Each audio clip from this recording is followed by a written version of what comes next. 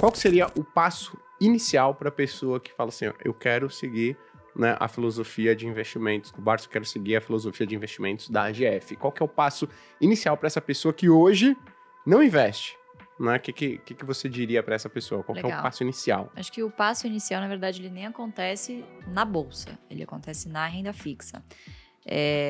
Eu sou da crença de que, acredito muito que a pessoa tem que ter sim uma reserva de emergência. E ia depender, obviamente, das finanças pessoais de cada um, mas pelo menos uns 6 meses de salário, para que caso alguma coisa aconteça, e emergência não escolhe CPF, não escolhe hora, emergências simplesmente acontecem, e você precisa evitar ao máximo ter que vender por obrigação as suas ações, porque muitas das vezes você pode ter que se desfazer de um bom ativo, mas por um preço menor do que você pagou. Uhum. E aí, obviamente, não vai ser culpa do mercado, vai ser culpa de uma falta de planejamento de quem está investindo. Então, sempre procurar fazer essa reserva de emergência para aumentar, mitigar os riscos, né, de você não ter que sair no meio do caminho e amargurar perdas aí indesejáveis com o mercado. Lembrando que, por mais que a gente fale de dividendos, o pessoal sempre por essa renda extra, enfim, mas não existe nenhum tipo de garantia. É um mercado de renda variável. Uhum. Enquanto está subindo, maravilhoso. Agora, quando está caindo, você percebe que, de fato, a renda varia, né? A renda variável varia. Então, eu acho que o primeiro passo, de fato, é ter essa reserva de emergência, que é um paralelo do você se jogar do avião e saber como é que abre o paraquedas, né? As pessoas geralmente fazem o contrário. Se jogam do avião e no meio do caminho... Tenta pegar. Quando vai ver, tem super pouco tempo para ter margem de manobra, né? E acaba não sobrevivendo, né? Então... Infelizmente, é o que acontece com a maioria das pessoas, né? Então, acho que esse seria o primeiro passo. Ser conservador e ter ali um dinheirinho na sua renda fixa. Você tem? Eu tenho também. Então, poxa. E não fica na minha corretora, porque é uma tentação. Fica aquele dinheiro paradinho ali. Vou comprar uma taezinha, depois eu devolvo. Essa é uma boa dica. Você tem a sua reserva de emergência separada. Isso, eu tenho a minha reserva de emergência separada. Num banco AAA, enfim, também. Como é uma emergência...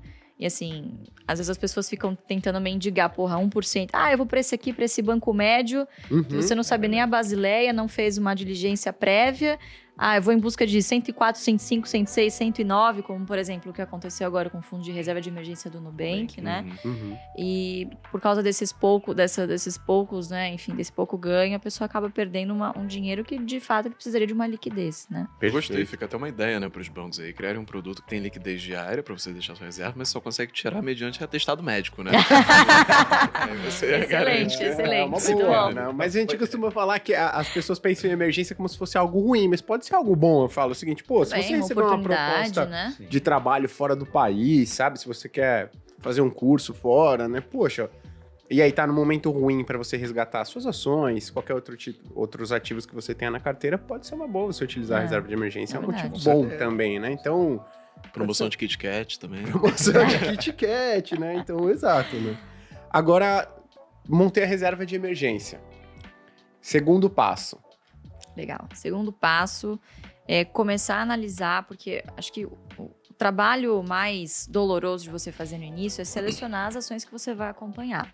Então, imagina um iniciante, nunca viu nada de bolsa, ele chega num universo de mais de 400 empresas listadas e qual perspectiva que você vai ter que essa pessoa vá analisar? Imagina, gente, nunca. Então, eu selecionaria pelo menos, no máximo, umas 5 boas empresas para você monitorar. E por que isso? No início, dificilmente você vai conseguir acompanhar muitas empresas. Eu estou no mercado desde 2014, eu trabalho desde 2012, e eu tenho 15 empresas na minha carteira, e já estou no meu limite, assim, não consigo acompanhar mais do que isso. Então, se você quiser fazer um stock picking, que é uma carteira ativa, ou seja, você selecionar suas próprias ações, eu focaria em 5 empresas no início, né? E eu acho que esse é um erro muito comum. A pessoa tem R$1.000 e o que ela faz por desconhecimento ou insegurança? Divide em 20 papéis ao mesmo tempo e aí o que acontece? Ela não gera nem fluxo de dividendos capaz de comprar no fracionário, ou seja, ela não gera renda suficiente para reinvestir. E tampouco ver rentabilidade na sua carteira, porque você está tão pulverizado ali que, enfim... Ibovespa. Exatamente. Seria mais fácil comprar um ETF, né? Uma pena que é um mercado ainda pouco desenvolvido, mas acho que estamos caminhando para isso, né? Sim. Então, eu selecionaria 5 boas empresas para acompanhar e ir alternando essas compras frequentes. Fazer metas em quantidade de ações é extremamente importante. Porque quando você foca na quantidade de ações e não no valor financeiro em si que você está aportando, você percebe que se esta ação de boa qualidade cai, se o preço cai, com este mesmo recurso você compra mais ações e chega na sua meta mais rápido. Lembrando que o dividendo é pago em função da quantidade de ações possuída e não do valor financeiro que você aportou. Perfeito. Né? Então esse é um primeiro passo. Isso é muito legal mesmo, porque tem gente que fala o seguinte, poxa, Gui, mas a gente está entrando num período político, né, e talvez econômico super desafiador, e aí eu não quero investir em ações, porque eu vou olhar lá o meu patrimônio, se a gente olhar o que aconteceu lá no governo Dilma II, né, ali no final do Dilma I, Dilma II, a gente vê que, o Ibovespa ficou parado e eu não evoluí financeiramente. Eu falo, poxa, vamos mudar a sua ótica? Vamos fazer o seguinte, ao invés de você olhar o patrimônio que você tinha, vamos dar uma olhada na quantidade de ações que você adquiriu durante todo esse período? Exato. Na quantidade de fundos imobiliários que você... Não vou falar esperto dele, na quantidade de fundos imobiliários que você adquiriu. Calma lá. Né? Ou fundos imobiliários, ou ativos de renda fixa que você adquiriu ao longo desse período. Poxa, você acumulou uma quantidade muito grande de ações, de ativos nesse período. Então, nesses momentos desafiadores, né, principalmente, que você não fica super empolgado e tal, você pensa em desistir, dá uma olhada na quantidade. Isso é muito bacana. Exatamente. Né? E no fluxo de dividendos pingando também, né? Isso dá um certo conforto para quem está começando também. Perfeito. Aproveitando que você comentou, você falou para escolher boas empresas. O que é uma boa empresa, na sua opinião? Legal, quer fazer as honras, Fabião? Não, basicamente, o que a gente procura, né? Se a estratégia se chama carteira previdenciária, qual que é a premissa principal? Bom, você precisa ter ativos na sua carteira que, claro que não existe nenhuma garantia e empresas ao longo do caminho passam por dificuldades, nada garante que ela vá se perpetuar. Mas você precisa escolher ativos de maneira que os seus negócios tornem mais provável que essa empresa perdure por 10, 20, 30, 40 anos. Você está pensando aqui, afinal, em longo prazo. Então, esse é um dos critérios, perenidade. O segundo critério, a gente vive num país que vira e mexe, você tem ondas inflacionárias fortíssimas. Então, você precisa de ativos que tenham poder de barganha de conseguir corrigir o preço dos seus produtos, pelo menos pela inflação, né? Ou ter um custo reduzido abaixo da inflação, enfim, que tem esse tipo de vantagem competitiva. E terceiro, de novo, a gente está falando de uma carteira previdenciária. No futuro, você vai querer um patrimônio que te gere renda. Então, empresas que não só gerem um fluxo de caixa saudável, como consigam também continuar investindo, manter os seus negócios, os seus CAPEX, enfim, inovação, sempre muito importante, e remunerar muito bem o seu acionista. Então, quais são, geralmente, claro que não dá para generalizar, não é só fazer o filtro dos 5 setores e sair comprando qualquer coisa, porque, claro que existem exceções.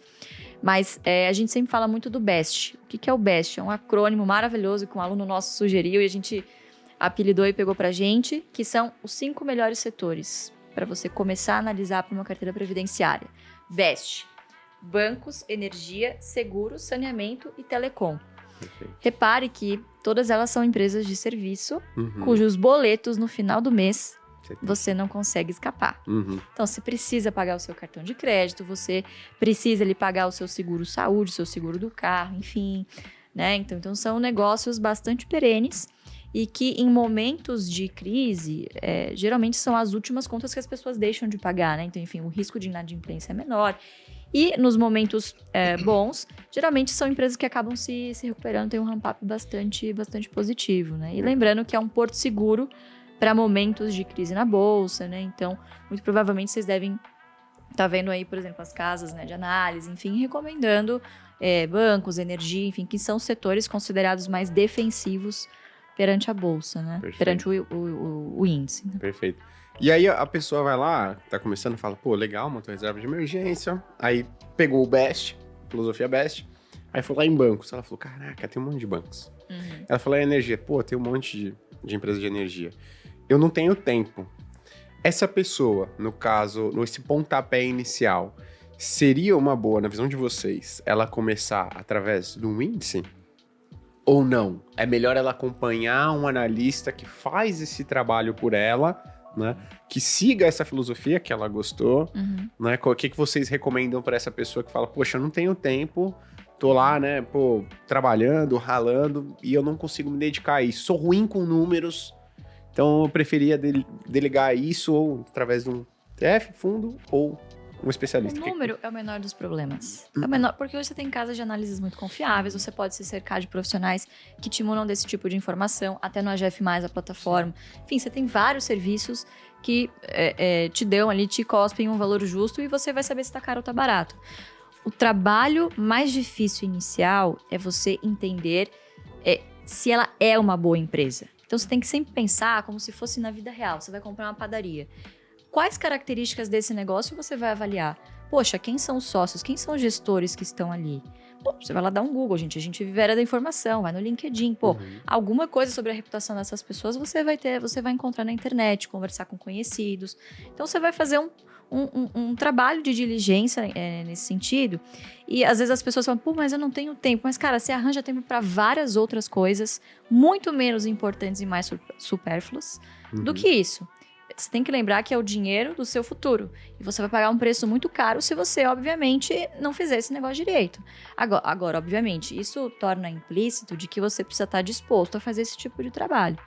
Por que aqui a gente não acredita muito em você investir em índice? Porque, infelizmente, não distribuem dividendos e, se distribuíssem, seriam tributados. Então, não há vantagem aqui, diferentemente dos Estados Unidos, em que os ETFs, bons ETFs, distribuem bons dividendos enfim, lá o dividendo já é tributado, mas, diferentemente do que ocorre aqui, não haveria essa vantagem, exatamente. Então, você tem que estar disposto, né, Fabião? Acho que é um acordo com você mesmo de que, poxa, você vai ter que sentar e vai estudar. Isso não acontece do dia para noite, né?